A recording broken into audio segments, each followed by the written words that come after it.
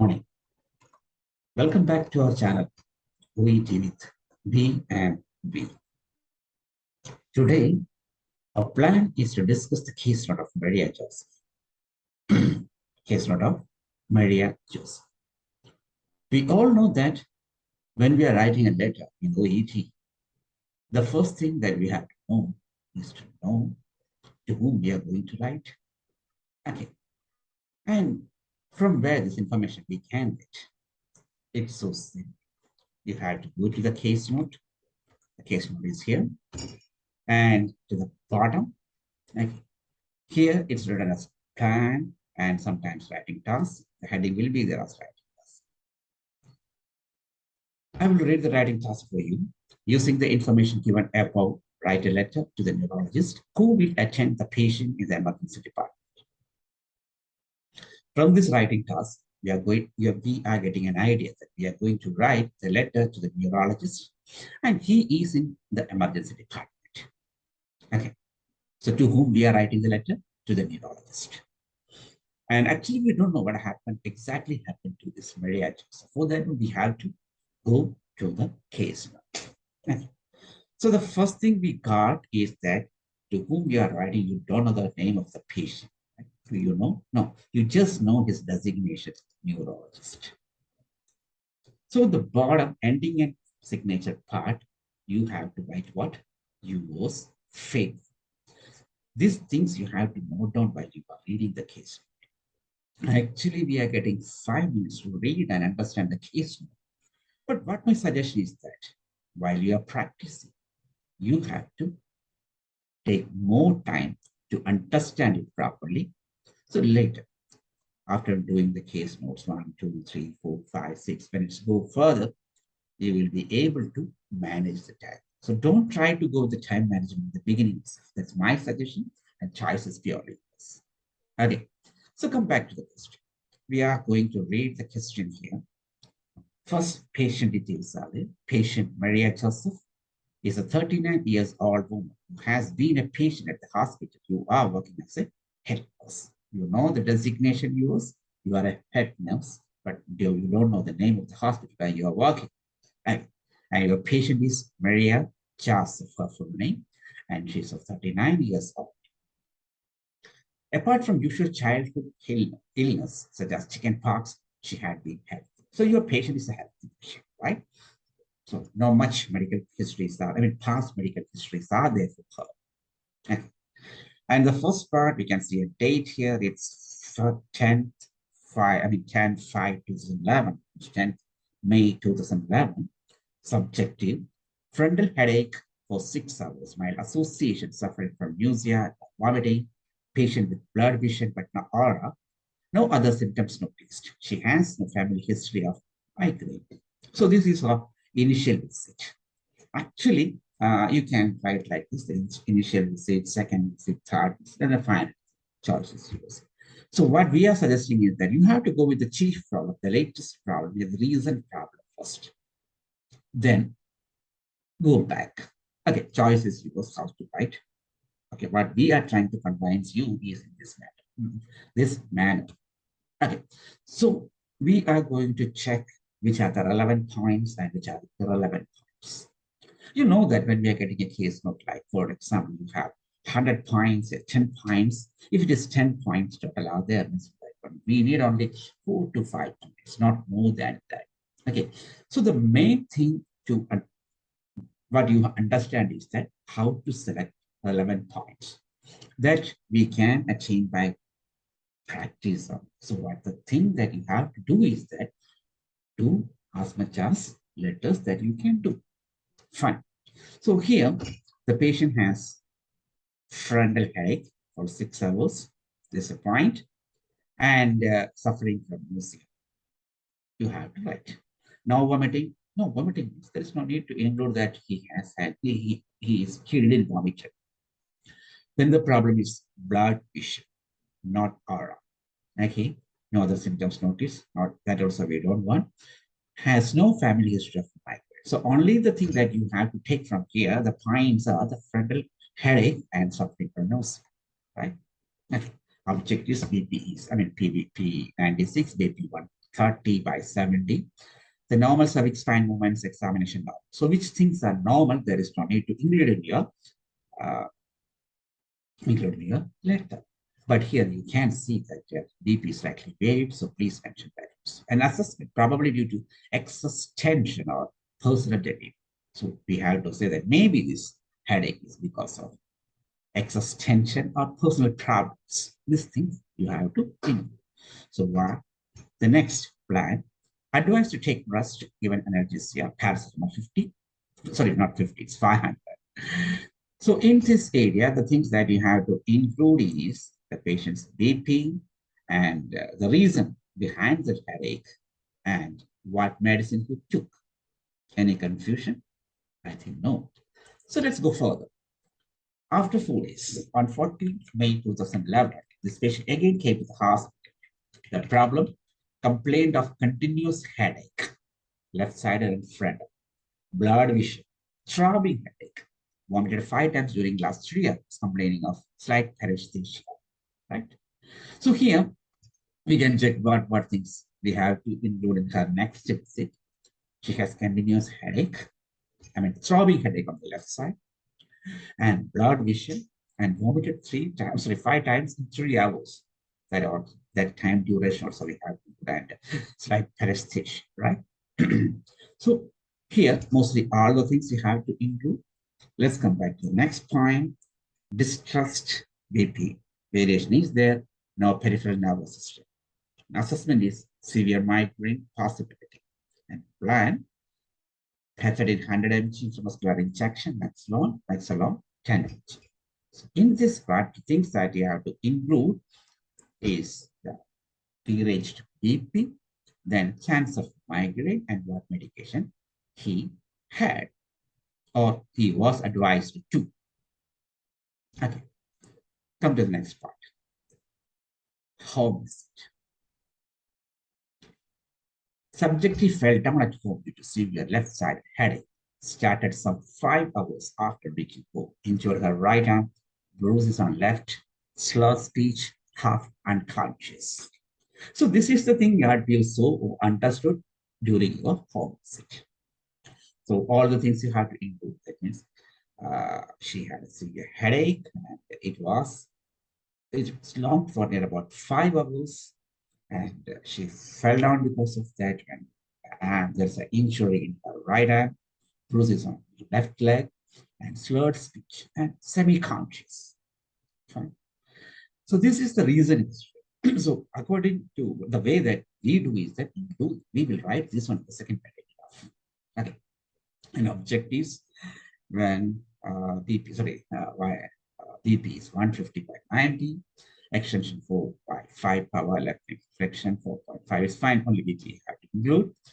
Probable intracranial pathology as space of conditions.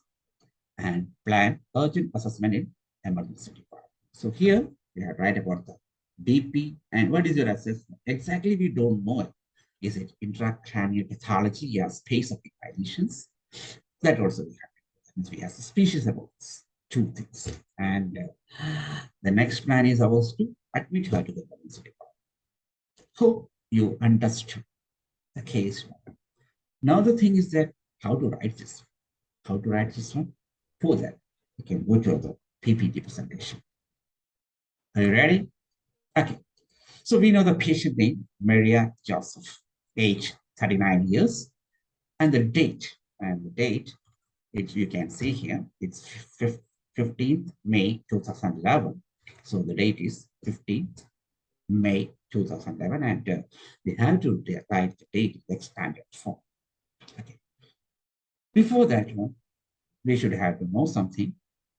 The first thing, some general rules are there regarding the connectors. We usually make mistakes in the connectors. So which connectors we can use and which connectors we can't use. That's what we are going to discuss. There are some academic connectors, usually in other IELTS and all the formal writings we are using, but here it's in OET, we are not at all going to use these connectors, like furthermore, moreover, because. Okay.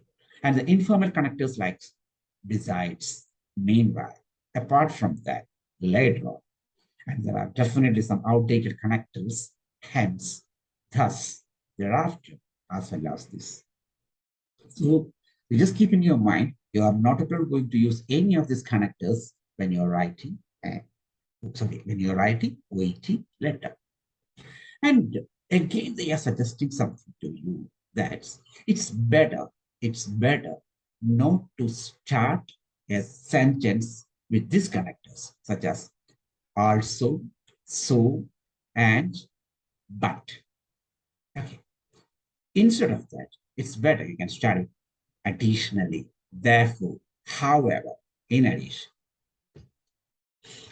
And for example, I already told you that you should not have to use some connectors, for example, because then what we can do to get that name, you can write due to, apart from, hence, therefore, apart from that, otherwise, as well as this, in addition. Hope you understood the general rules of connectors. So we are directly going to the patients. I mean, how to write that. This slide we already saw. Patient name Maria Joseph, age 39 years old. Date of writing is 15th May 2011. Okay, so the top of this letter, the thing that we have to use, I mean, we have to write is the date, and here you can see the date. It's 15 May 2011, and you have to write the date in expanded form. And remember, in this letter, wherever you are using the dates, write in the same format. You have to follow the same format. And the address, we don't have the much detailed address. We just know that we are going to write this letter to the neurologist and he's the emergency department. So the address will be like this, the neurologist, emergency department. And salutation, right? So we are writing here. We don't know the name of the doctor. So we are writing, dear neurologist. You definitely have to give a comma after that one. And the next is reference. You have to give the full name, Maria Joseph, and her age, 39 years old. The next is what? Okay, the next is the introduction paragraph, and I will give you the introduction. I'm writing to refer Miss Maria Joseph. You have don't forget to give a comma here. You can see the comma. I'm writing to refer Miss Maria Joseph to signs and symptoms are suggestive of possible intracranial pathology or space-occupying lesions. She requires an urgent assessment and management at your service for her speedy recovery. Whenever you are writing an introduction, you just remember that mainly three things you have to include. The first one is the name of the patient, second one is the condition of the patient, and third one is what you are expecting from the person to whom you are writing. Okay, we can check all these things are there or not. Okay, the name of the patient is already here, Maria Joseph, and her condition. We are slightly confused about these two diseases. We don't know exactly what she had. So condition is there and requires an urgent assessment and management. You need an assessment and management from them. So the introduction paragraph finished. Now is the second paragraph, that means where we are going to write the chief problem, a timeline. We can check that. Paragraph number 2, we are writing the recent issues of chief complaint. So we will explain the things what you saw while you went for a home visit. During home visit, Maria was found semi-conscious after a fall due to severe headache that you have to induce. And apart from this one, you saw that she has slurred speech, left hand injured, bruises on the leg. So these things also you have to include in your paragraph number 2. The chief point, the recent complaint, what you have, recent issue, what you saw during your home visit. You will explain all these things there. Next is paragraph number 3 and 4. That is medical and social history. Explain the details of the first visit. That is on 10th May 2011. She came there. What was the problem? There was a deranged baby presented to hospital with complaints of frontal headache, nausea, and blurred vision.